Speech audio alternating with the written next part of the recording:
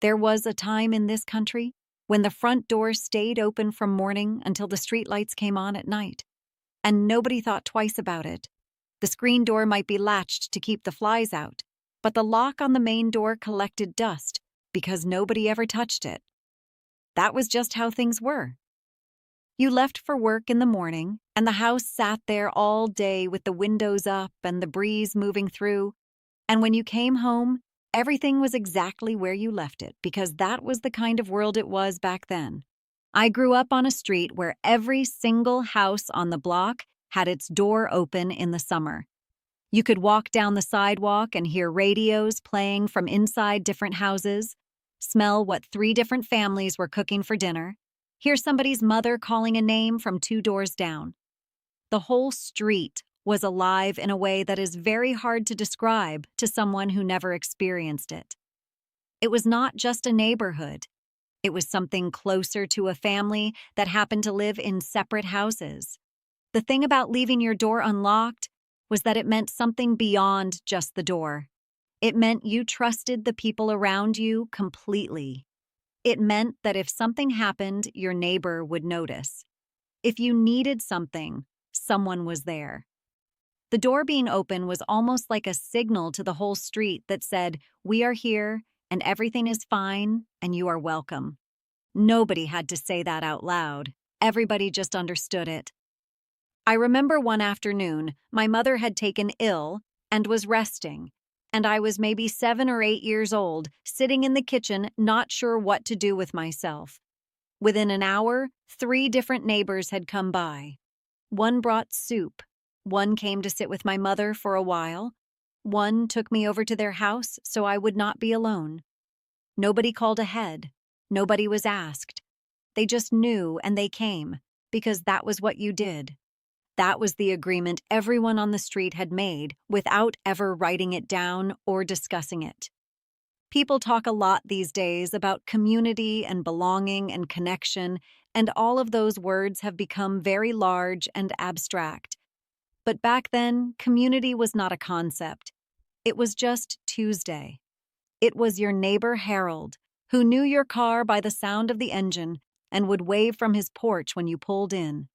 It was Mrs. Patterson down the street, who had lived in her house for 40 years and knew everyone who had ever walked past her window. It was the Kowalski boys, who shoveled your driveway without being asked every single winter because their father had taught them that was what you did for the people around you. There was a woman on our street named Eleanor, and she was in her 70s when I was a child, and she lived alone after her husband passed. She never locked her door either, and every single day, someone on that street found a reason to stop by. Someone would bring her mail to the door instead of the box. Someone would ask if she needed anything from the store.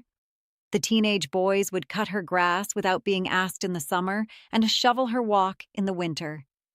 She was never alone for more than a few hours at a time because the street would not allow it. Nobody organized any of this. There was no system or schedule. It just happened because people paid attention to each other. Nobody locked their doors because they were watching out for each other in a way that made locks feel unnecessary. You knew that if a strange car sat in front of your house too long, someone would notice. You knew that if your lights were off at an unusual hour, your neighbor would check on you. You knew that the whole street was paying a quiet and gentle attention to everything on it, and that attention was worth more than any deadbolt ever made. There is a particular feeling that comes with living in a place where you feel completely safe, and I am not sure there is a good word for it in the English language. It is something between peace and freedom and belonging all at once. As a child, I felt it every single day, and I did not know I felt it, because when you have something like that, you simply live inside it without thinking about it. It was only later, when it started to disappear, that I understood what it had been. We rode our bicycles for miles in every direction, and nobody tracked us. We went into neighbors' houses without knocking, because knocking was only for strangers, and nobody on our street was a stranger. We stayed out until the streetlights came on, and our parents knew roughly where we were, not because of any technology, but because the whole neighborhood was paying attention and word traveled fast on a block where everyone knew everyone.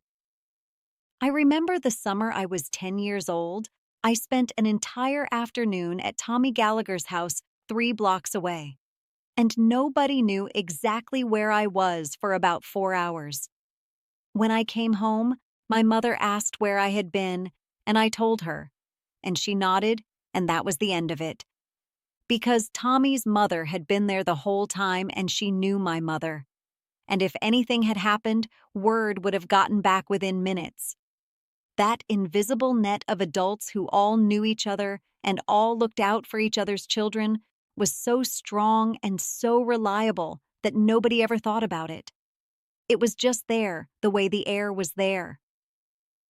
I want to tell you about the sound of a summer evening on a street where nobody locked their doors, because I do not think that sound exists anymore, and I miss it more than I can say. It was the sound of screen doors opening and closing all evening long as people moved in and out of each other's houses without ceremony. The slap of a screen door was the punctuation of a summer night back then. It meant somebody was going somewhere, or somebody was coming home, or a neighbor was stopping by, or a child was being called in for the last time. Every screen door had a different sound, and you knew them all. There were evenings in the summer where you could sit on the porch and just listen, and the whole street told you its story through sound alone. You heard the Murphys eating dinner because their kitchen window was open. You heard the baseball game on somebody's radio 3 houses down. You heard children being called in one by one as the evening darkened and the fireflies came out. You heard 2 men talking in a driveway the way men talked then. Slowly, no hurry, content to just stand there in the cooling evening and talk about nothing important, which meant everything important. That world operated on a frequency of trust that I think we have genuinely lost, and I do not say that to be dramatic. I say it because I lived in it, and I know the difference between what that felt like and what the world feels like now. Both have their reasons. Both make a certain kind of sense for their time. But the feeling of walking out your front door and knowing that every person on your street would help you if you needed it and would notice if something was wrong, that feeling is worth remembering and worth talking about. I am not entirely sure when it changed. It happened slowly, the way most important things happen. First, it was just a lock at night, which seemed reasonable enough. Then it was a lock during the day when you went out. Then the screen door got a latch. Then the windows started staying closed even in summer, because the air conditioning came and changed everything about how a house related to the street outside it. And somewhere in all of those small practical decisions, the connection between the inside of a home and the neighborhood around it quietly faded and eventually disappeared altogether. The neighbors are still there, of course, good people in most cases, but the easy daily knowledge of each other is gone. The dropping by without calling first is gone. The knowing someone's routine well enough to notice when something is off is gone. We traded that particular closeness for privacy and convenience and 100 other things that made perfect sense one by one and only reveal their cost when you add them all up together and realize what the sum comes to. I think about the people on that street sometimes. Harold with his wave from the porch, Eleanor, who never spent a whole day alone if she could help it, the Kowalski boys and their shovels, Tommy's mother, who watched over me for 4 hours one afternoon and never once thought to mention it to anyone because it was simply what you did. Those people carried something that I believe was genuinely precious, and I feel lucky every single day that I grew up among them during a time when that way of living was just ordinary life. You know, I read the comments on these videos every single week, and the thing that strikes me most is how many of you carry these same memories. Different streets, different names, different cities, but the same feeling.